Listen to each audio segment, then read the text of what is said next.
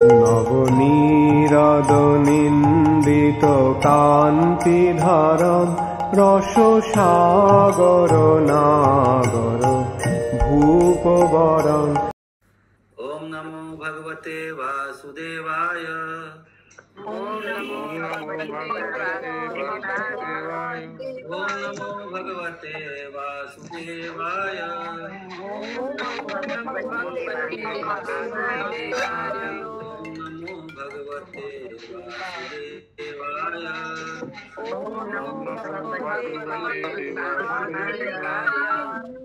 नारायणं नमस्कृत्यं नरं चैव नरोत्तमं देवीं सरस्वतीं व्यासं ततो जयामुदीरयेत्। नष्टप्राये स्वभद्रेषु नित्यं भागवत सेवया भगवते उत्तमा श्लोके भक्तिर्भवति नैष्टिकी। कृष्णाय वासुदेवाय देवकी नन्दनाय च नन्दगोपकुमाराय गोविन्दाय नमो नमः। मूकं करोति वाचालं पङ्गुं लङ्घायते गिरिं यत्कृपातमहं वन्दे श्रीगुरुदीनतारिणं परमानन्दमाधवं। हरि ओम तत्सत्। हरे कृष्णा। स्कंद 4 अध्याय 28 श्लोक संख्या 60। आज हम लोग 60 से 64 कितना तक है माता जी? 65 तक है। ना त्वं विदर्भ दुहिता ना त्वं विदुर्दुहिता नायं वीरसुहितव नायं वीरसुहितव ना पतिस्त्वं पुरञ्जन्या न पतितं जया क्रुद्ध नवमुखे जया। रुद्रो नवमुखे जया।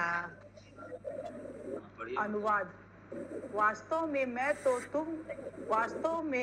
न तो तुम विदर्भ की पुत्री हो और न यह पुरुष मलयध्वज तुम्हारा हितेशु पति है।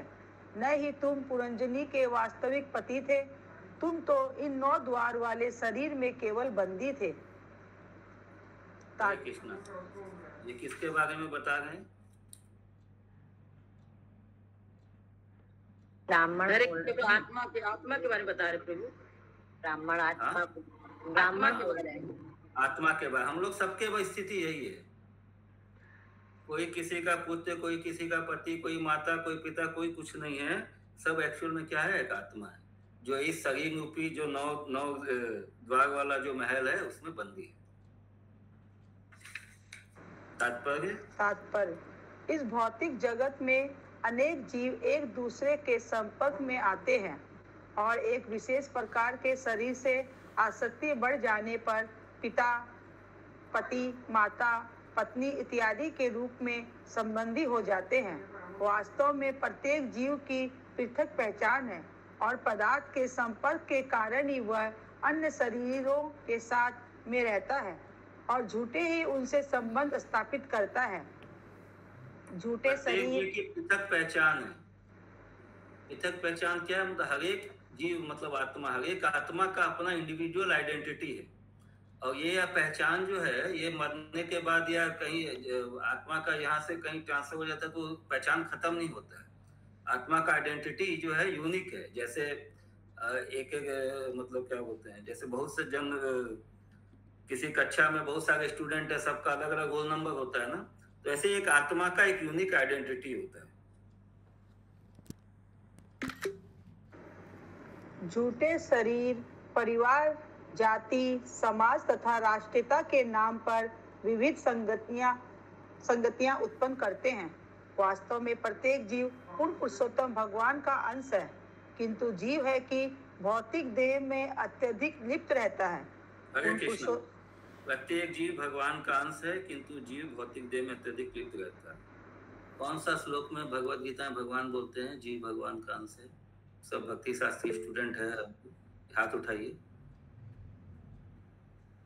और कोई को नहीं आता है? हाँ, शशि माता जी। ममे वांसे जीव लोक जीव भूत सनातने मन षष्ठानि इंद्राणि प्रकृत स्थानि कर्षति। श्लोक नंबर 3 का 15.7। यस। प्रभुपाद जी बहुत बार इस श्लोक को कोट करते हैं अपने तात्पर्य में, बहुत जगह पे। हाँ आगे।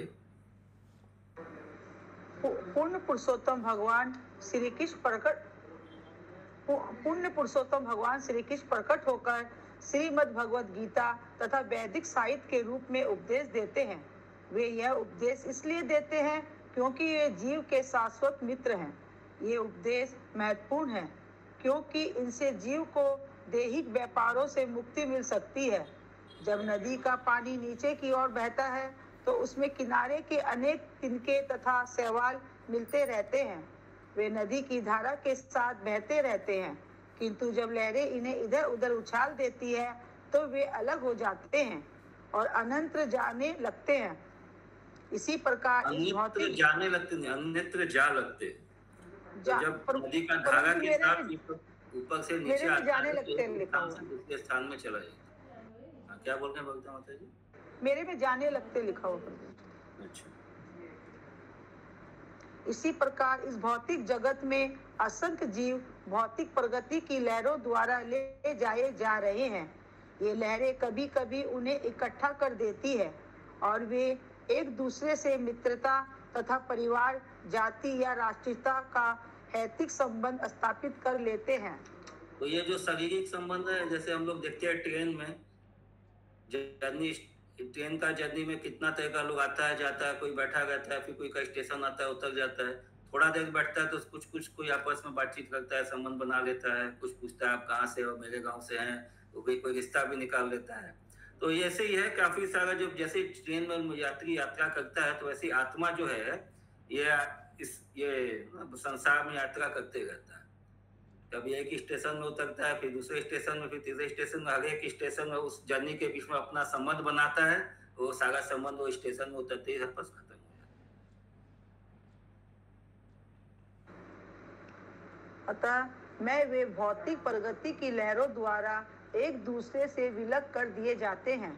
यह क्रिया भौतिक प्रगति की उत्पत्ति के समय से ही चलती आ रही है। इस प्रसंग में श्री भक्ति विनोद ठाकुर ने गाया है, मिच्छे मायार बसे जाचे भैसे खाचे हाबू डाबू भाई, जीव कृष्ण दास ए विश्वास कर ले तो आर दुख नाय। जीव कृष्ण दास ए विश्वास कर ले तो आर दुख नाय। जब ये विश्वास हो जाएगा कि जीव कृष्ण का दास है तो कोई दुख नहीं खाएगा, कोई हाबू डोबू नहीं होगा। मतलब वो जो इधर पिटाई पिटता है ना, वो सब नहीं मिलेगा।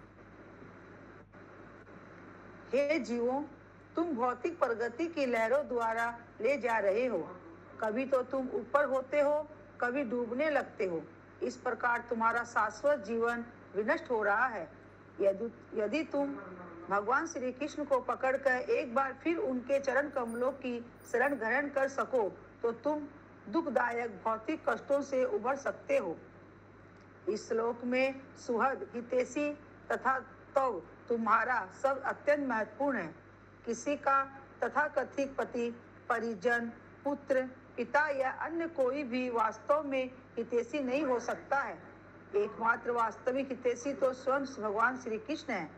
जैसा कि भगवान श्री कृष्ण श्रीमद् भगवद गीता 5.29 में पुष्टि करते हैं, सुहृदम सर्वभूतानाम, समाज, मित्रता, प्रेम तथा हितैषी, ये सब विभिन्न देवों में बधे हुए होने के फलस्वरूप है।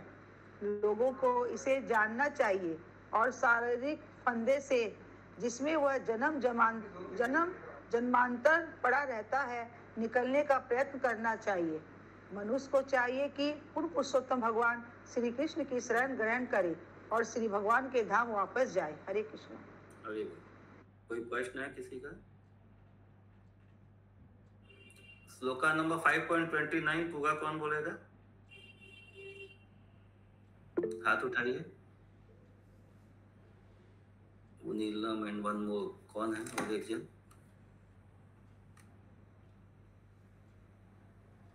नाम नहीं दिख रहा है। सरोज माता जी हैं, अंजना माता जी हैं। अच्छा, हाँ सरोज माता जी बोलिए। कंसा स्वरलोक महेश्वरम स्वहृदय सर्वभूताना तत्वसत्मुच्यति। देखो बोलो। ज्ञातवान मुक्तानां यत्तस्सां सर्वलोकमहेश्वरः सुहृदय सर्वभूतानां ज्ञात्वा शान्तिमृच्छति। अंजना माता जी बोलिए। मुक्तारां यत्तस्सां सर्वलोकमहेश्वरं सुहृदं सर्वभूतानां ज्ञात्वा शान्तिमृच्छति। चले, कोई प्रश्न है किसी का इस श्लोका पे? तो आगे बढ़े। श्लोका 61। माया ह्योषा मया सृष्ट्या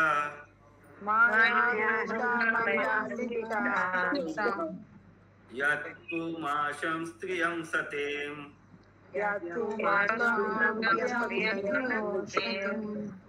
मान्यसे नो भयं यद्वे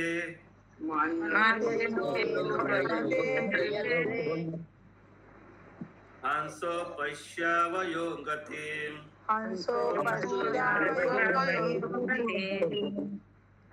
अनुवाद।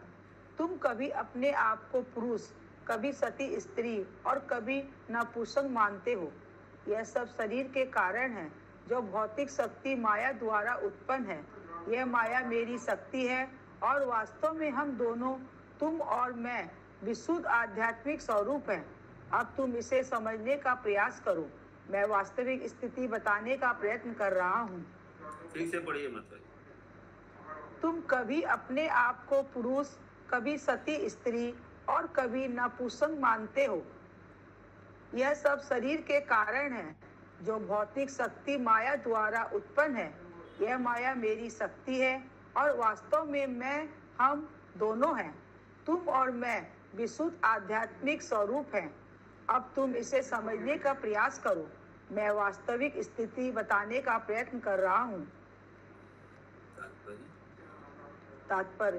पूर्ण पुरुषोत्तम परमेश्वर तथा जीवात्मा दोनों ही वास्तविक स्थिति गुणात्मक रूप से एक सी है। परमेश्वर परम आत्मा है और तथा जीवात्मा व्यष्टि आध्यात्मिक आत्मा है। यद्यपि दोनों ही मूल आध्यात्मिक स्वरूप है, किंतु जीवात्मा जब भौतिक प्रगति के संपर्क में आता है तो अपनी पहचान को भूल जाता है और बद्ध हो जाता है। तब वह अपने आप को भौतिक प्रगति का प्रतिफल मानता है। भौतिक देह के कारण वह यह भूल जाता है कि वह सनातन है और परमेश्वर का अंश है। इसकी पुष्टि इस प्रकार होती है। ममेवासो जीवलोके जीवभूत सनातन। श्रीमद् भगवत गीता में सनातन शब्द कई स्थलों में आया है। श्री भगवान तथा जीव दोनों ही सनातन हैं और सनातन नामक एक स्थान भी है जो इस भौतिक प्रकृति से परे है। जीव तथा ईश्वर का वास्तविक निवास स्थान सनातन राज्य है। यह भौतिक जगत नहीं है। यह भौतिक, तो हम लोग जहाँ रहते हैं वो क्या है? सनातन है। कलकत्ता नहीं में प्रभु जी, नहीं नहीं है। नहीं। इंडिया सनातन है? नहीं प्रभु जी। ये पृथ्वी सनातन है? पृथ्वी सनातन है प्रभु जी। नहीं है। नहीं। चांद तारे सनातन है? नहीं प्रभु। नहीं। जब प्रलय होता है तो सब गायब हो जाता है। इसलिए सनातन केवल क्या है? आत्मा और परमात्मा और भगवान का जो धाम सनातन, वैकुंठ धाम और परमात्मा। पढ़िए माता जी। यह भौतिक जगत अस्थाई है। श्री भगवान की बहिरंगा शक्ति है और जीव को इस भौतिक जगत में इसलिए रखा गया है क्योंकि वह पूर्ण पुरुषोत्तम भगवान के पद का अनुकरण करना चाहता है। वह इस भौतिक जगत में अपनी शक्ति के अनुसार सर्वाधिक इंद्रिय भोग करने का प्रयत्न करता है। इस भौतिक संसार में बद्ध जीव के सारे कार्य विभिन्न प्रकार के शरीरों में संपन्न होते रहते हैं, किंतु जब जीव को विकसित चेतना प्राप्त हो तो उसे अपनी स्थिति को सुधारने और पुण्य वैकुंठ का सदस्य निवासी बनने का प्रयत्न करना चाहिए। हरे कृष्णा। गूगल हाथ उठा के बताइए, जीव को विकसित चेतना कब प्राप्त होता है? अंजना माता जी बोलिए। जी मैं प्रभु जी, हाँ मैं बोलूं? हाँ, जब उसको समझ में आ जाता है कि वो भगवान का साक्षात दास है। विकसित चेतना प्राप्त होने के लिए पहला कंडीशन है कि जीव को मानव देह मिलना चाहिए।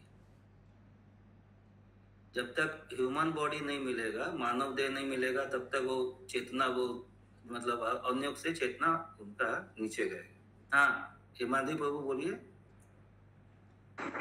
नहीं, जब भक्ति में एडवांस करते हैं तो विकसित मिलता है। हाँ, भक्ति में एडवांस होने के लिए तो मनुष्य की तो चाहिए पहले। हाँ, लेकिन सब मनुष्य तो उसको पहला कंडीशन है मनुष्य सगी, उसके बाद में फिर साधु संग और भगवत कृपा। ठीक है, और कुछ अलग किसी को कुछ बताना है? आगे पढ़िए माता जी। जिस विधि से वह श्री भगवान के धाम वापस जा सकता है वह भक्ति योग है, जिसे कभी कभी सनातन धर्म कहते हैं।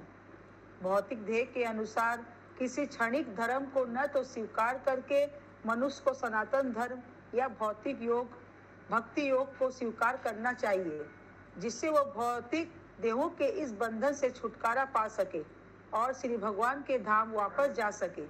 जब तक मानव समाज झूठी भौतिक पहचान स्वरूप के आधार पर कार्य करता रहेगा, तब तक विज्ञान तथा दर्शन का सारा तथा कथित विकास व्यर्थ है। उनसे मानव समाज केवल गुमराह होता है। अंधा यथांधेरु पनीयमाना, अंधा यथांधेरु पनीयमाना, संसार में अंधा अंधे का मार्गदर्शन कर रहा है। तो जो तथाकथित भौतिक विज्ञान है और जो दर्शन है, जो फिलोसॉफी है, जो यहाँ पे क्या है, वो हर समय उसका एजेंडा चेंज होता रहता है, बेसिस चेंज होता रहता है। वो लोग एक थ्योरी बनाते हैं, फिर उसी को खुद ही काट के फिर नया थ्योरी बनाते हैं।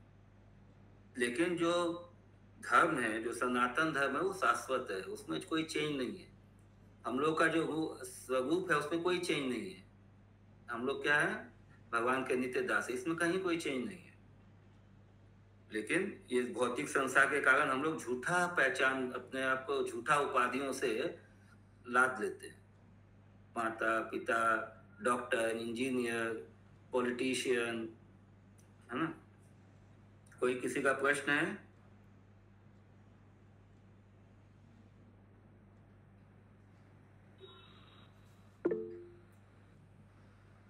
हाँ माता जी बोलो। এই জড়জগতে অন্ধেরা অন্ধেদের পরিচালিত করে কিভাবে? অন্ধেরা অন্ধকে পরিচালিত করে মানেটা হলো যারা নিজে অজ্ঞানী ওরা অন্যকে গাইড করে। আচ্ছা, নিজে জ্ঞানে নেই কিন্তু অন্য লোককেও গাইড করে। আচ্ছা ঠিক আছে। তো যারা ভক্তিহীন ওরা সব অন্ধের মতো। আর কেউ ভক্তিহীন যদি কেউ ধরো নেতা হয়ে গেল বা কোনো প্রফেসর হয়ে গেল, টিচার হয়ে গেল, ওরা যদি কাউকে গাইড করে তো আবার ওইটা হলো অন্ধকে মানে গাইড করছে। ঠিক আছে, ঠিক আছে। শ্লোকা 62, अहम भवान चान्यस्त्वं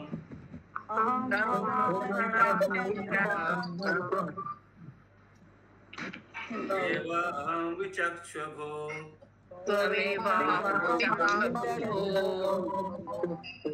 नानो पश्यन्ति कवयः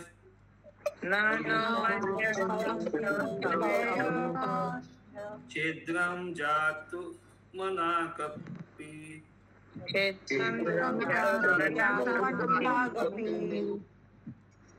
अनुवाद। हे मित्र, मैं परमात्मा और तुम आत्मा होकर भी हम गुणों में भिन्न नहीं हैं, क्योंकि हम दोनों आध्यात्मिक हैं।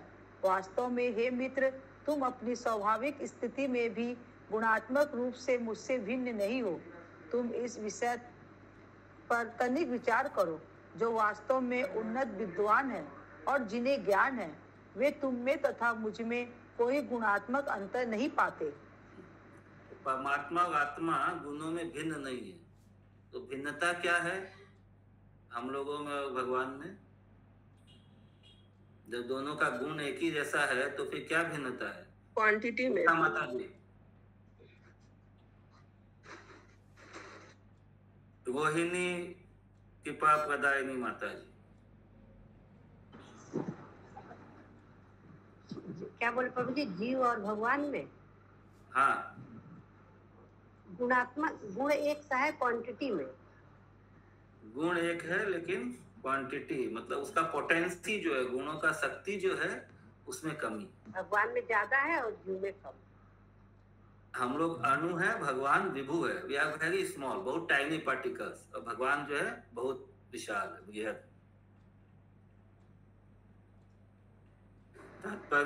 तात्पर्य पूर्ण पुरुषोत्तम भगवान तथा जीव दोनों ही गुणात्मक रूप से एक हैं।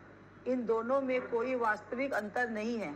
मायावादी चिंतक बारंबार माया से इसलिए पराजित होते रहते हैं क्योंकि वे सोचते हैं कि परमात्मा तथा आत्मा में कोई भेद नहीं है अथवा परमात्मा है ही नहीं। वे सोचते हैं, मैं यह भी भूल करते हैं कि प्रत्येक वस्तु परमात्मा है, किंतु जो कव्य अर्थात विद्वान है वे तथ्यों से परिचित होते हैं। वे ऐसी भूल नहीं करते। वे जानते हैं कि ईश्वर तथा आत्मा गुण में एक ही हैं, किंतु जीवात्मा माया के चंगुल में पड़ता है, जबकि परमात्मा पूर्ण पुरुषोत्तम भगवान माया के नियंता है। माया तो परमेश्वर की सृष्टि है, माया सृष्टा, अतः परमेश्वर माया के अधीक्षक होते हैं। यद्यपि जीवात्मा गुण में परमेश्वर के ही तुल्य है, किंतु वह माया के वश में होता है। मायावादी चिंतक अधीक्षक तथा अधीन में भेद नहीं कर पाते। हरे कृष्ण। कोई प्रश्न है किसी का? भगवान बोल रहे कि माया क्या है? उनके अधीन है।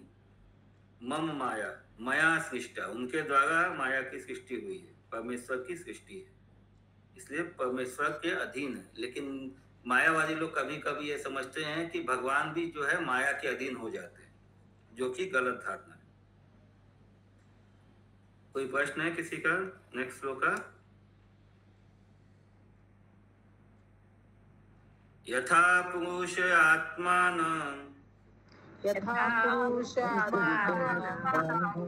एकमादर्श चक्षुषो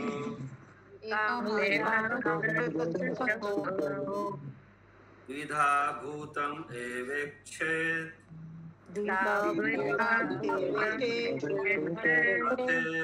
तथैवान्तरमावयो।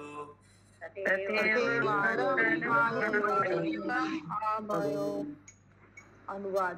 जिस प्रकार मनुष्य दर्पण में अपने शरीर के प्रतिबिंब को अपने से अभिन्न देखता है, जबकि दूसरे लोग वास्तव में दो शरीर देखते हैं, उसी प्रकार अपनी इस भौतिक अवस्था में जिसमें जीव प्रभावित होकर भी प्रभावित नहीं होता, ईश्वर तथा जीव में अंतर होता है। तात्पर्य जिस प्रकार मनुष्य दर्पण में अपने शरीर के प्रतिबिंब को अपने से अभिन्न देखता है, जबकि दूसरे लोग वास्तव में दो शरीर देखते हैं, उसी प्रकार अपनी इस भौतिक अवस्था में जिसमें जीव प्रभावित होकर भी प्रभावित नहीं होता, ईश्वर तथा जीव में अंतर होता है। तात्पर्य मायावादी चिंतक हरे कृष्ण। जबकि दूसरे लोग वास्तव में दो शरीर देखते हैं। हाँ, अगर कोई शीशे में अपने आप को देख रहा है तो उसको तो अपना प्रतिबिंब दिख रहा है ना, अभिन्न दिख रहा है। लेकिन जो दूर से दोनों को देख रहा है, शीशे के प्रतिबिंब को, उसको जीव को, दोनों को, जिसका परछाई आ रहा है शीशे में, तो दो चीज देख रहा है ना। ओके प्रभु जी, ठीक है। महामंजी माता जी, तो यही क्वेश्चन था। तात्पर्य मायावादी चिंतक परमेश्वर तथा जीव के बीच कोई अंतर नहीं देख पाते, क्योंकि वे पदार्थ के प्रतिबिंब से प्रभावित रहते हैं। जब सूर्य घड़े के जल में प्रतिबिंब होता है तो सूर्य को पता रहता है कि उसमें तथा जल में प्रतिबिंब सूर्य में कोई अंतर नहीं है, किंतु जो अज्ञानी है वे प्रत्येक घड़े में सूर्य के छोटे छोटे प्रतिबिंब पाते हैं। जहाँ तक दीप्ति का प्रश्न है, वह तो मूल सूर्य तथा प्रतिबिंब दोनों में रहती है, किंतु प्रतिबिंब छोटे होते हैं, जबकि मूल सूर्य अत्यंत विशाल है।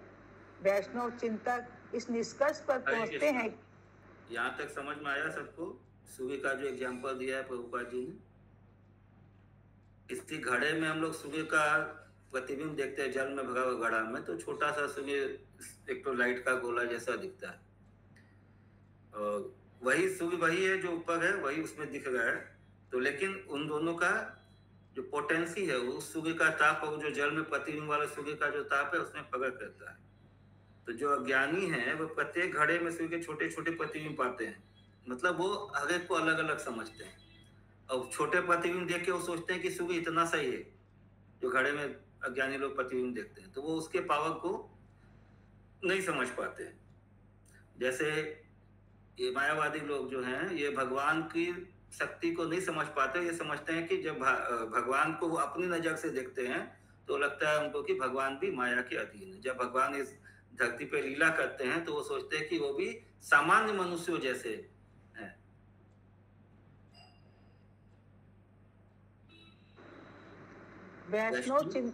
वैष्णव चिंतक इस निष्कर्ष पर पहुंचते हैं कि जीव आदि श्री भगवान के लघु प्रतिरूप हैं। गुण की दृष्टि में से जीव और श्री भगवान एक हैं, किंतु मात्रा की दृष्टि से जीव पूर्ण पुरुषोत्तम भगवान का लघु अंश है। परमेश्वर पूर्ण शक्तिमान तथा ऐश्वर्यवान है। पिछले श्लोक में श्री भगवान कहते हैं, मेरे मित्र तुम और मैं अभिन्न हूँ।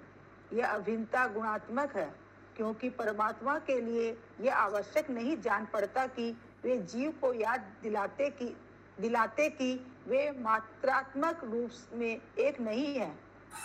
रूप सिद्ध व्यक्ति यह कभी नहीं सोचता कि वह और पूर्ण पुरुषोत्तम भगवान सभी प्रकार से एक से हैं। यद्यपि गुणात्मा रूप में श्री भगवान तथा जीवात्मा एक से हैं। जीवात्मा अपनी आध्यात्मिक पहचान को भूलता रहता है, जबकि परमेश्वर कभी नहीं भूलते। लिप्त और अलिप्त में यही भेद है। पूर्ण पुरुषोत्तम भगवान सदैव अलिप्त अथवा बहिरंगा शक्ति से दूषित रहते हैं, किंतु जीवात्मा भौतिक प्रकृति के संसर्ग में रहने के कारण अपनी वास्तविक पहचान को भूल जाता है। अतः जब वह अपने आप को बद्ध अवस्था में पाता है तो वह अपनी पहचान शरीर के रूप में करता है, किंतु पूर्ण पुरुषोत्तम भगवान के लिए शरीर तथा आत्मा में कोई अंतर नहीं होता। वे पूर्णतः आत्मा है। उनका शरीर उनका भौतिक शरीर नहीं होता। यद्यपि जीवात्मा तथा परमात्मा दोनों ही शरीर के भीतर रहते हैं, किंतु परमात्मा उपाधि से रहित है, जबकि बद्ध जीव को विशेष प्रकार के शरीर के रूप में नामोदिष्ट किया जाता है। परमात्मा अंतर्यामी कहलाते हैं और वे सर्वव्यापी हैं। श्रीमद् भगवत गीता 13.3 में इसकी पुष्टि हुई है। क्षेत्रज्ञं चापि मां विद्धि सर्वक्षेत्रेषु भारत। हे भारत, तुम्हें यह पता होना चाहिए कि मैं समस्त शरीरों का ज्ञाता भी हूँ। परमात्मा प्रत्येक शरीर में उपस्थित है, जबकि जीवात्मा विशेष प्रकार के शरीर में बद्ध रहता है। व्यष्टि आत्मा यह नहीं समझ। एक मिनट मत। क्षेत्रज्ञं चापि मां विद्धि सर्वक्षेत्रेषु भारत। क्षेत्रज्ञ कौन कौन है? हैंड रेज कीजिए। हाँ बोलिए। देखो ना, क्षेत्रज्ञ वो जो शरीर को जानने वाला है, आत्मा भी है और वो परमात्मा भी, परम पुरुष दो है क्षेत्रज्ञ। दोनों ही क्षेत्रज्ञ है। क्षेत्र ये शरीर है और इसको जानने वाले दोनों ही हैं, परमात्मा और आत्मा।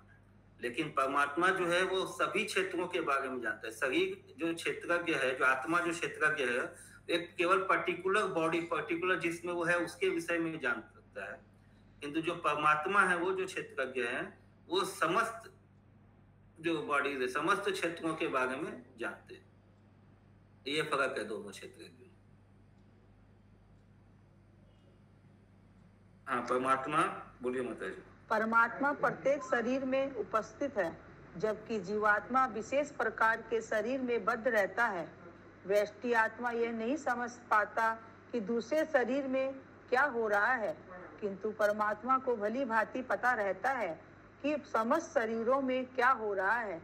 दूसरे शब्दों में परमात्मा सदैव अपने पुण्य आध्यात्मिक पद में उपस्थित रहते हैं, जबकि जीवात्मा की अपने आप को भूलने की प्रवृत्ति होती है। न ही व्यष्टि आत्मा सर्वत्र उपस्थित रहता है। सामान्य रूप से जीवात्मा बद्ध अवस्था में परमात्मा के साथ अपने संबंध को नहीं समझ सकता, किंतु कभी कभी समस्त बद्ध स्थिति से मुक्त होने पर उसमें परमात्मा तथा अपने में जो वास्तविक अंतर है वह दिखता है। जब परमात्मा आत्मा से कहते हैं मैं और तुम एक ही हैं, तो बद्ध जीव को गुणात्मक रूप से उसकी आध्यात्मिक पहचान याद कराते हेतु ऐसा होता है। श्रीमद् भागवतम 3.28.40 में कहा गया है। प्रभु जी श्लोक आप पढ़ लीजिए। यथोल्मुखाद् विश्वलिंगाद् गुमाद्वपि स्वसंभवात् अप्यात्मत्वेन अभिमतात् अथाग्नि पृथगुल्मुखात्। इसको पूरा देख के पढ़ना पड़ेगा। 3.28.40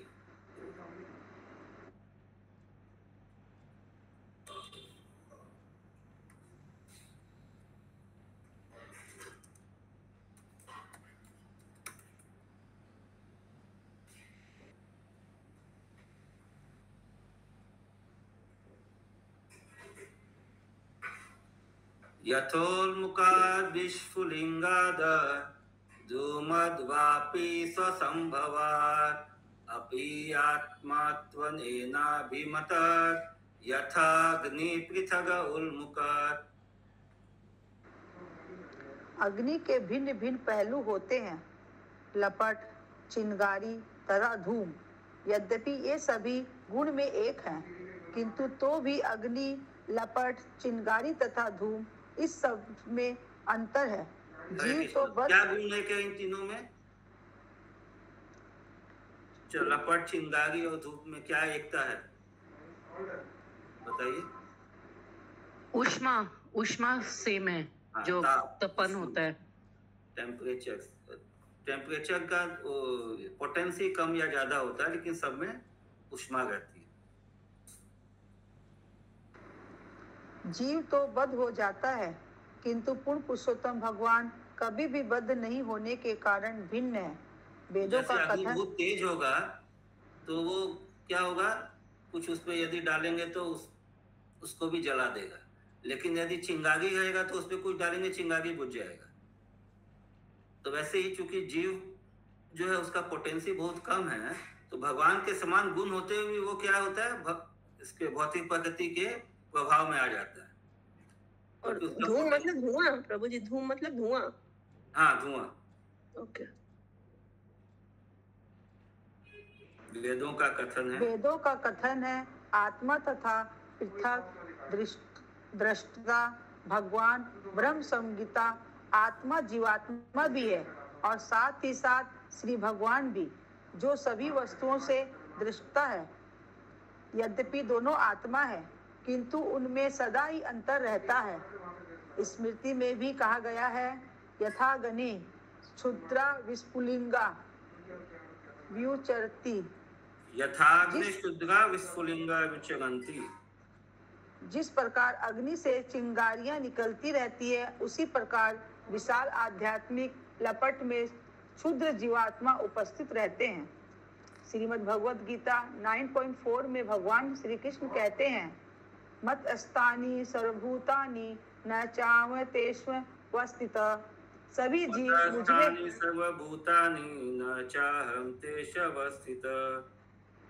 सभी जीव मुझमें हैं, मैं उनमें नहीं हूँ, किंतु मैं उसमें नहीं हूँ।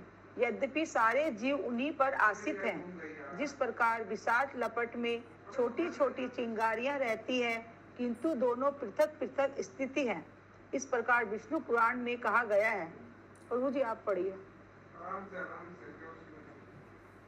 एक देश स्थितस्याग्ने ज्योत्स्ना, एक देश स्थित अग्ने ज्योत्स्ना विस्तारिणी यथा परस्य ब्रह्मण शक्ति तथेदम अखिलम जगत। अग्नि एक स्थान पर रहती है, किंतु वह गर्मी तथा प्रकाश का वितरण करती रहती है। इसी प्रकार भगवान अपनी शक्तियों को विविध प्रकार से वितरित करते रहते हैं। जीवात्मा इन शक्तियों तथा शक्ति में से ही एक है। एक प्रकार से शक्ति तथा शक्तिमान एक है, किंतु वे शक्ति तथा शक्तिमान के रूप में पृथक पृथक स्थित हैं। इसी प्रकार ब्रह्म संहिता में जिस सच्चिदानंद रूप की पुष्टि हुई है, ईश्वर परम कृष्ण सच्चिदानंद विग्रह, वह जीवात्मा से उसकी बद्ध तथा मुक्त अवस्थाओं से भिन्न है। केवल नास्तिक ही जीवात्मा तथा श्री भगवान को सभी प्रकार से एक समझते हैं। इसलिए जीवात्मा चाहे बद्ध अवस्था में हो चाहे मुक्त अवस्था में, तो भी वो भगवान से भिन्न है। अभिन्न भी है और भिन्न भी है। अभिन्न कैसे है? क्योंकि उनके गुण, भगवान के गुण और सब जीवात्मा के गुण समान है। भिन्न ऐसे क्योंकि भगवान बहुत बृहद है, विभु है, और जीव अनु है। तो ये ऐसा नहीं है कि कोई मुक्त हो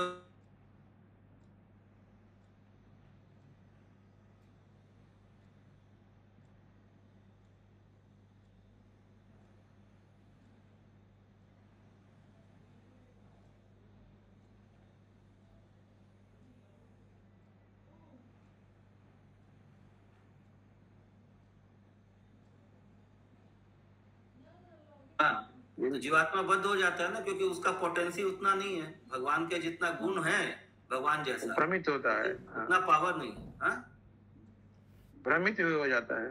हाँ, तो 6 डिफॉल्ट है ना जीवात्मा में। जीवों में, मनुष्यों में 6 डिफॉल्ट रहता है। भ्रमित होना, चीटिंग प्रोपेंसिटी। 6 या 4? 4 है प्रभु जी।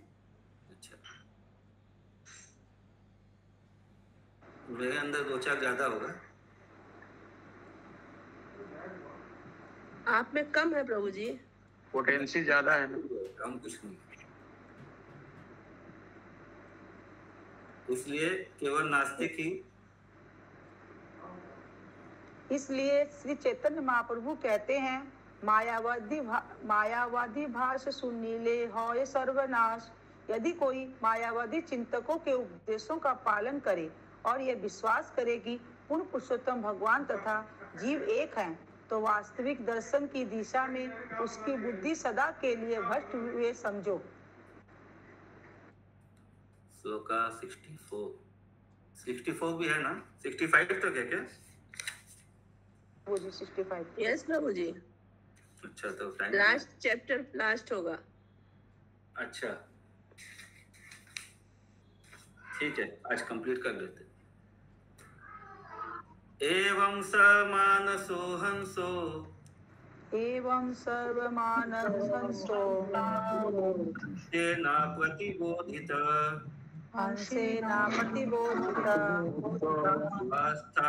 तदव्यभिचारेण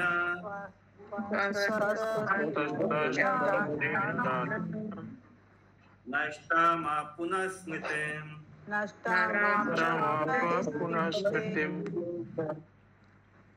अनुवाद: इस प्रकार दोनों हंस हृदय में एक साथ रहते हैं।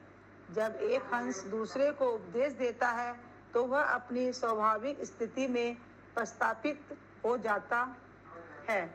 इसका अर्थ यह है कि वह अपनी मूल कृष्ण चेतना को प्राप्त कर लेता है, जिसे उसने भौतिक आसक्ति के कारण खो दिया था।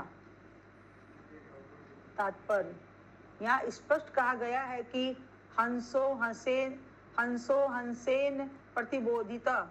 जीवात्मा तथा परमात्मा की उपमा 2 हंसों से दी गई है, क्योंकि वे निष्कलंक अर्थात श्वेत होते हैं, किंतु इसमें से एक हंस श्रेष्ठ है और दूसरे का उपदेशक है। जब निम्न हंस दूसरे से बिछुड़ जाता है तो वह भौतिक सुख के प्रति आकृष्ट होता है, यही उसके पतन का कारण है। किंतु जब वह दूसरे हंस से उपदेश ग्रहण करता है तो उसे अपनी वास्तविक स्थिति का बोध होता है और वह अपनी मूल चेतना को फिर से प्राप्त कर लेता है।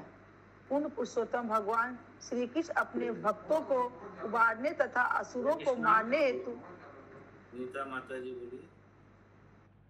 हरे कृष्ण प्रभु जी, यहाँ पे जो बोला गया है कि वो अपने मूल अस्तित्व को फिर से प्राप्त कर लेता है, तो इसका मतलब कि भक्ति में आना। हाँ, भक्ति में आना मतलब ये है कि भक्ति का जो उद्देश्य है उसको प्राप्त कर लेना। भक्ति का उद्देश्य क्या है? अपने स्वरूप को जानना। ठीक है। मैं जिस रास्ते को भूल चुका था उस रास्ते पर फिर वापस।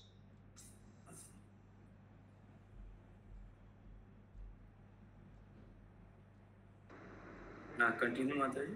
पूर्ण पुरुषोत्तम भगवान श्री कृष्ण अपने भक्तों को उबारने तथा असुरों को मारने हेतु अवतरित होते हैं। वे श्रीमद् भगवद गीता के रूप में अपना उत्कृष्ट उपदेश भी देते हैं। जीव को श्री भगवान तथा गुरु की कृपा से अपनी स्थिति को समझना होता है, क्योंकि मात्र शैक्षिक योग्यता के आधार पर श्रीमद् भगवत गीता के मूल पाठ को नहीं समझा जा सकता। मनुष्य को सिद्ध पुरुष से श्रीमद् भगवत गीता सीखनी आवश्यक है। प्रभु जी आप पढ़िए। तद्विधि प्रणिपातेन परिप्रश्नेन सेवया उपदेक्ष्यन्ति ते ज्ञानं ज्ञानिनस्तत्दर्शिनं तत्वदर्शिनं। गुरु के पास जाकर सत्य सीखने गुरु के पास जाकर सत्य सीखने का प्रयत्न करो, उनसे विनम्रता पूर्वक जिज्ञासा करो और उनकी सेवा करो। स्वरूप सिद्ध व्यक्ति तुम्हें ज्ञान प्रदान कर सकते हैं, क्योंकि उन्होंने सत्य को देखा है। श्रीमद् भगवत गीता 4.34। इस प्रकार मनुष्य को प्रामाणिक गुरु की खोज करके अपनी मूल चेतना प्राप्त करनी चाहिए। तब जीव की समझ में आएगा कि वह सदैव परमात्मा के अधीन है। जो ही वह अधीनता अस्वीकार करके भोक्ता बनने की चेष्टा करता है, उसका भौतिक बंधन प्रारंभ हो जाता है। जब वह स्वामी अथवा भोक्ता बनने के भाव का परित्याग करता है, तो वह अपनी मूल अवस्था को प्राप्त करता है। स्वस्वस्थ शब्द, जिसका अर्थ है अपनी मूल स्थिति में होना, अत्यंत महत्वपूर्ण है। जब वह श्रेष्ठता की अवांछित मनोवृत्ति को छोड़ देता है, तो वह अपनी मूल स्थिति को प्राप्त करता है। दत्व विचारे शब्द भी महत्वपूर्ण है, क्योंकि यह सूचित करता है कि जब जीव अज्ञानवश ईश्वर से विलग हो जाता है, तो उसकी वास्तविक चेतना जाती रहती है। केवल भगवान श्री कृष्ण तथा गुरु की कृपा से वह अपनी मूल अवस्था को पुनः प्राप्त कर सकता है।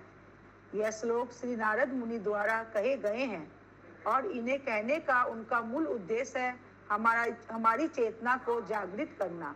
यद्यपि जीवात्मा तथा परमात्मा गुणात्मा रूप से एक हैं, किंतु जीवात्मा को परमात्मा के आदेशों का पालन करना होता है। यही मुक्ति की अवस्था है। हरे कृष्ण।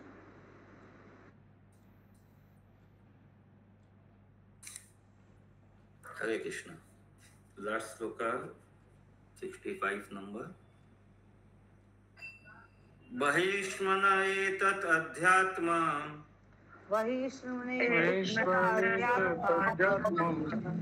पारोक्षेण प्रदर्शितम्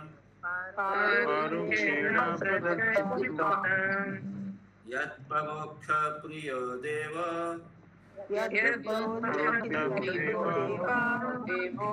भगवान विश्व भावना। अशोक प्रभु जी आप पढ़िए।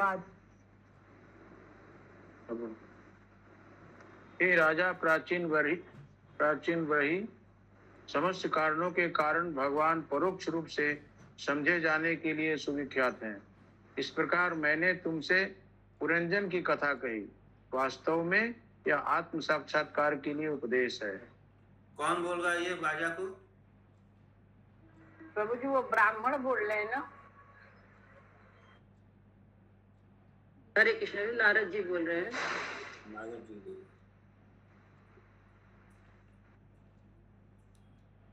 हाँ, तात्पर्य पुराणों में आत्म साक्षात्कार की ऐसी अनेक कथाएं हैं, जैसा कि वेदों में कहा गया है, परोक्ष प्रिया ही देवा। पुराणों में ऐसी अनेक कथाएं हैं जो आध्यात्मिक विषयों में सामान्य पुरुष को आनंद देने वाली हैं, किंतु ये वास्तव में तथ्यों को बताने के लिए है। इन्हें आध्यात्मिक उपदेश से हरे कृष्ण उद्देश्य ये कथा जो है, जैसे ये पुरंजनी आख्यान आप लोगों ने सुना पढ़ा, तो सामान्य रूप से कोई पढ़ेगा बिना तात्पर्य के, खाली शब्द अर्थ लेके, तो उसको क्या लगेगा, सामान्य रूप से जो भौतिक आनंद का आनंद जो होता है कुछ पढ़ने से स्टोरी टाइप ये वो मिलेगा। लेकिन ये वास्तव में क्या है, ये बहुत ऊंचे गाढ़े तत्व को बताने वाली कथा है। हाँ प्रभु पढ़िए इन्हें।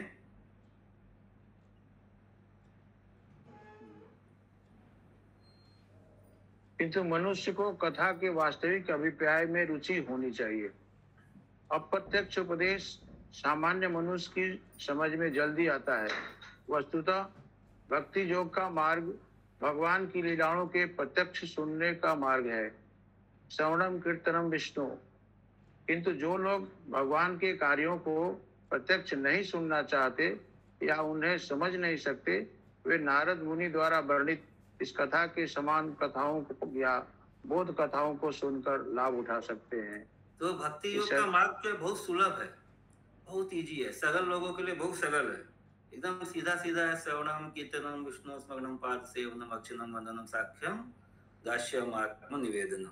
श्रवणम बस भगवान का कथा सुनना है, उनका नाम कीर्तन सुनना है, उनका कीर्तन करना है, इसी से तो भक्ति हो जाता है। किंतु तो भी अपना जो ईगो के कारण लोग जो है इसे दूसरे का बखान करना या ये नहीं चाहते, ज्यादा नहीं कर पाते हैं, तो फिर उन लोगों को ये सब कथाओं का ये जो ज्ञान दिया गया है भागवतम में, इसका सागर लेना पड़ता है, इससे वो लाभ उठा सकते हैं। इस अध्याय के कतिपय महत्वपूर्ण शब्दों का संग्रह नीचे दिया जा रहा है। आदेशकारी पाप कर्मों से उत्पन्न क्रियाएं, अगस्त्य मन, आमात्य इंद्रियों का अधीक्षक यानी मन, अबुर्ध अर्बुद असंख्य, भगवान के नाम गुण रूप इत्यादि का विभिन्न प्रकार से श्रवण तथा कीर्तन, हरि, अवरोध या चौथा रोग, भोग यानी सुख।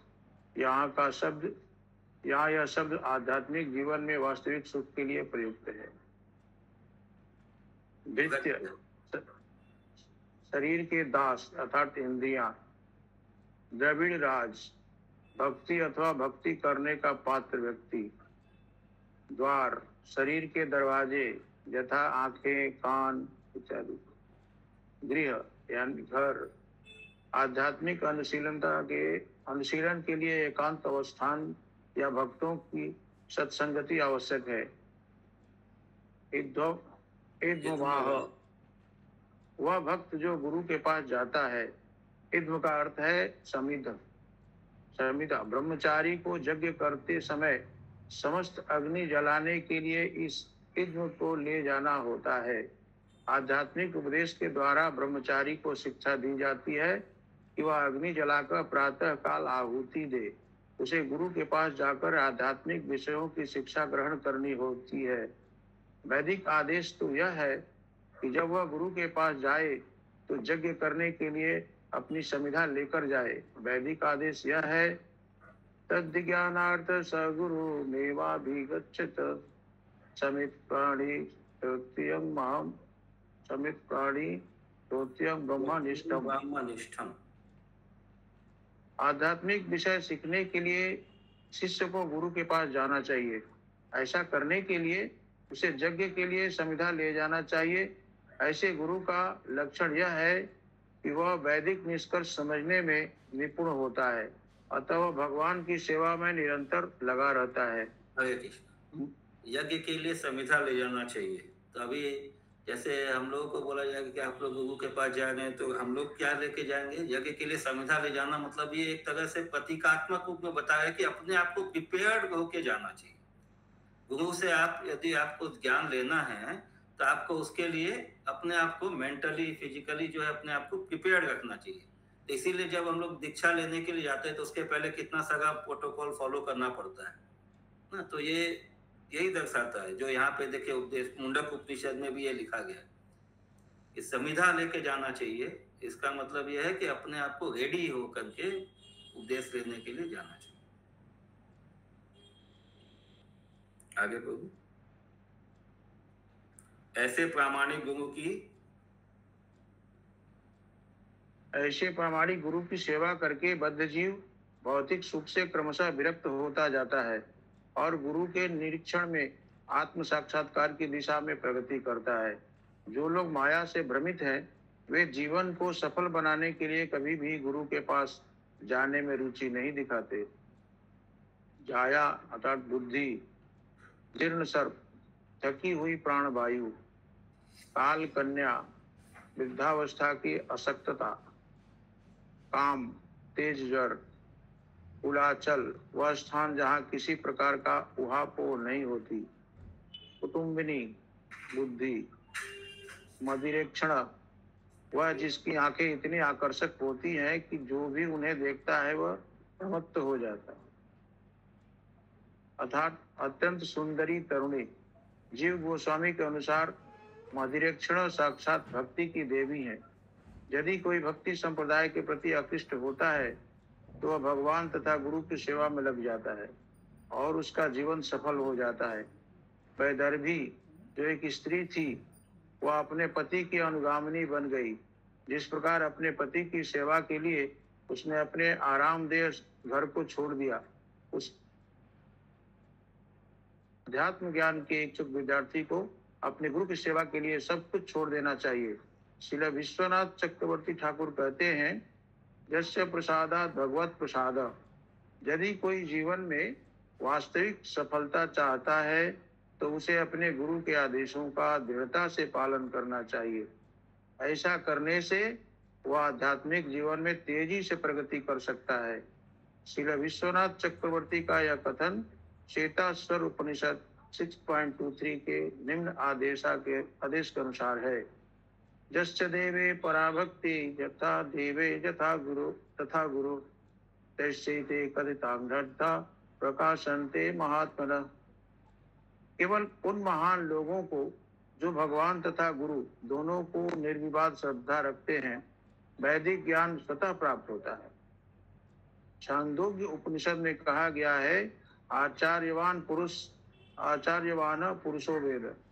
जो प्रमाणिक गुरु के पास जाता है वही आत्मदर्शन के विषय में सब कुछ जान सकता है। मलय ध्वज, चंदन के समान उत्तम भक्त, पांचाल, पांचों इंद्रिय विषय, परिच्छद, चेतनाओं का समूह, पौरजन, शरीर को निर्मित करने वाले सातों तत्व, पत्र, धैर्य तथा गंभीरता, प्रज्वार, एक प्रकार का जर जिसे विष्णु ज्वार कहते हैं, प्रतिक्रिया, मंत्र तथा औषधि जैसे प्रतिक्रिया दिखाने वाले कारक, पूर्व पालक, प्राणवायु, पुत्र, चेतना, सैनिक, 3 प्रकार के ताप, सप्त सुत, श्रवण, कीर्तन, स्मरण, बंधन, पाद सेवन, अर्चन तथा दास इत्यादि भक्ति के 7 अंग, सौहृदय, प्रयास, सुत, वैदर्भी का पुत्र अर्थात जो सकाम कर्म में आगे बढ़ा हो और भक्त गुरु के संपर्क में आए, ऐसा व्यक्ति भक्ति में रुचि रखने लगता है। वैदर्भी स्त्री जो पहले पुरुष थी किंतु जिस स्त्री का जन्म लिया क्योंकि वह स्त्री के प्रति अत्यधिक आसक्त था। दर्भ का अर्थ है कुश। कर्मकांडीय अनुष्ठानों में कुश की आवश्यकता पड़ती है। वैदर्भी का अर्थ हुआ जो कर्मकांडीय बुद्धि वाले के घर में जन्म ले, किंतु यदि कोई कर्मकांडीय कार्य करते हुए सौभाग्य से किसी भक्त के संपर्क में आता है, जिस प्रकार वैदर्भी ने मलय ध्वज के साथ विवाह करके किया, तो उसका जीवन सफल हो जाता है। तब वह भगवान की भक्ति करने लगता है। केवल प्रमाणिक गुरु के आदेशों के पालन से बद्ध जीव मुक्त हो पाता है। विदर्भराज सिंह, श्रेष्ठ पुरुष जो कर्म कांड में निपुण हो, वीर्य, कृपालु, यवन, जमराज का दास। इस प्रकार श्रीमद् भागवत के चतुर्थ स्कंद के अंतर्गत अगले जन्म में पुरंजन को स्त्री योनि की प्राप्ति नामक 28वें अध्याय के भक्ति वेदांत तात्पर्य पूर्ण हुए। श्रीमद् भागवत की जय भगवान जय जय।